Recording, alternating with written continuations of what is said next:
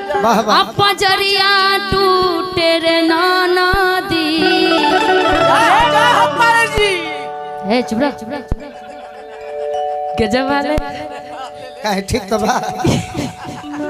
अरे परसों खर्चा भइल ढेर। हां भाई पानी है हो भाई तो खर्चा आप पे हुआ है ना, तो इनका नाम ले तो चल जाएगा।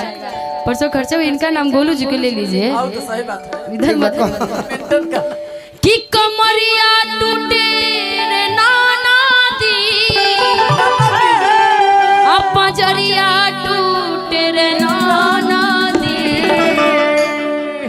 कि भैया के तोहर दी हल्का दर्दिया कमरिया मोथे रे नाना दी। भैया के भैया के तोहर दी हल्का दर्दिया कमरिया मोथे रे नाना दी। ननदी से कहो। लेकिन थोड़ा आप लोग यहाँ यूपी बोले बजा दीजिए ना। ननदी से कहो, ननदी से बड़ा अच्छा लगेगा। बुलाते नहीं खूब। कमरिया टूटे रे नाना दी, क्योंकि ननद भौजाई का रिश्ता बड़ा प्यारा रिश्ता होता है। ननदी से कहो। और एक भौजाई अपनी ननद से कहती हैं का कहते हैं भाभी क्या कहले बड़ू का कहले बड़ू। गरनामा तो बहुत की खिलाड़ी ही है। कह कि ए निशा भौजी भैया का कहले बड़े। अरे भैया तो भी सुखल बड़े। निशा भौजी भैया का कहले बने सुखल बने भूख का कहले बानी पटना में भैया बड़े। कि कमरिया टूटे रे नाना दी, आहई पजरिया टूटे रे नाना दी। कि हई कमरिया टूटे रे नाना दी, आहई पजरिया टूटे रे नाना दी। और का कि भैया के तोहर दे हल दर्दिया कमरिया टूटे रे नाना दी। भैया के तोहर दे हल दर्दिया कमरिया टूटे रे नाना दी। भैया के तोहर दे हल दर्दिया कमरिया टूटे रे नाना दी। भैया के हल दर्दिया कमरिया टूटे रे नाना दी।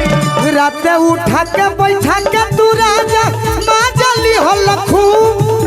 अरे माजली हल खूब मौला मौला ये राजा जी कमर में हमारा मुंह मौला ये राजा जी भैया के दी हल दर्दिया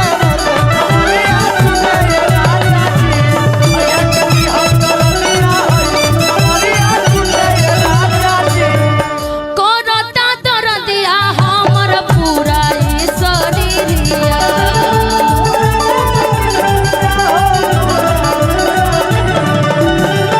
करता दर्दिया हमर पूरा ई शरीरिया।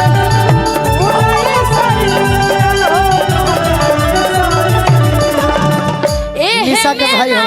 भैया पहुंच गए। नदी भैया तोहर फिरिया। भैया तो हमीरिया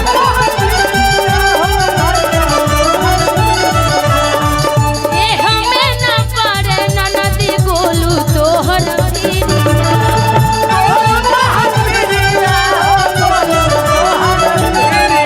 पजरिया टूटे रे नाना दी, कमरिया टूटे रे नाना दी।